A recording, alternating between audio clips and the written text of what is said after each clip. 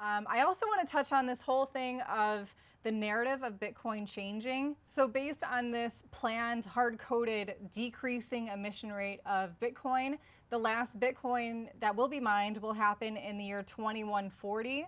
So by that time, I think transaction fees are going to be super high. If we're still, I doubt we're still going to be valuing them in terms of US dollar value. Definitely not. So, yeah. And also it's kind of touching on this whole narrative change of Bitcoin over the decade that it's existed. It's changed a lot in that relatively short period of time. So, it's gone from digital cash to this anonymous internet money that drug dealers and people in illicit activities are happening, just subverting the fiat system to being actually a good hedge against the fiat system.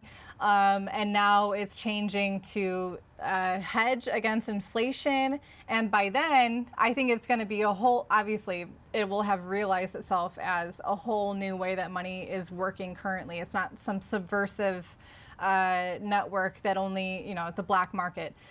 There's a lot to say about. There's going to be two different roads of interacting in cryptocurrencies, but by the year 2140, if it grows to the size that it would have grown to by that date, judging by how quickly it's grown so far, the cost of running that network and supporting the miners is probably going to be pretty high. So I think at that point it's going to be the most solid, reputable, safe network to interact with transactions. So maybe it's just being done with like huge corporations and the people who can afford to use it as a settlement layer.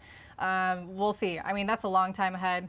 I doubt we're going to be alive to see it. But if I were to bet, I would say that Ethereum or Bitcoin will be the strongest currency that has ever existed. And it's going to continue that way up until and past that date where, 2150. Yeah. So there's no way I can see that Bitcoin is going to be overtaken, especially now. It's too large. It's too secure. There's too many nodes running. Mm-hmm. It's spread like wildfire, and there's literally nothing that's going to be able to stop it now. And especially now that people understand how much governments hate it. Through the news of people saying, hey, we need to be able to reverse block transactions and all that other stuff. These governments have no idea what they're talking about. They cannot reverse these block transactions. It's amazing that they would even consider it. And the fact that they put it out there in front of people saying that they can.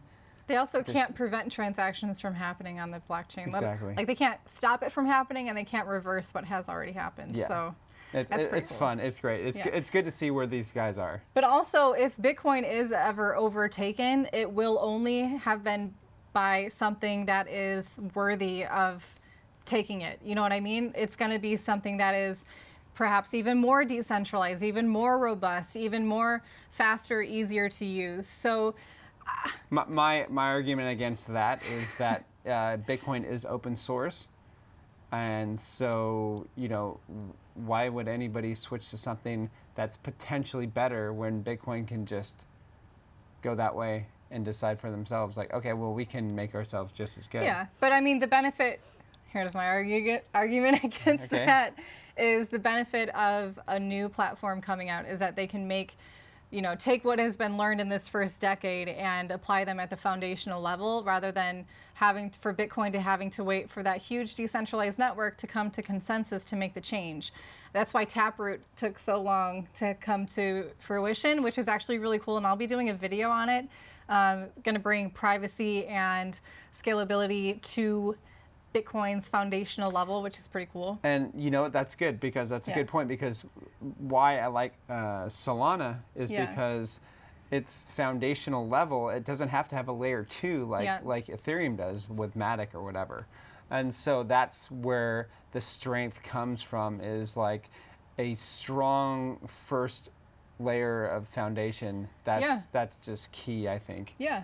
So. And it could very well be a huge disruptor for the current cryptocurrencies. Definitely. But there's a lot of time for it to prove itself that needs to continue to develop. So yeah. We'll see.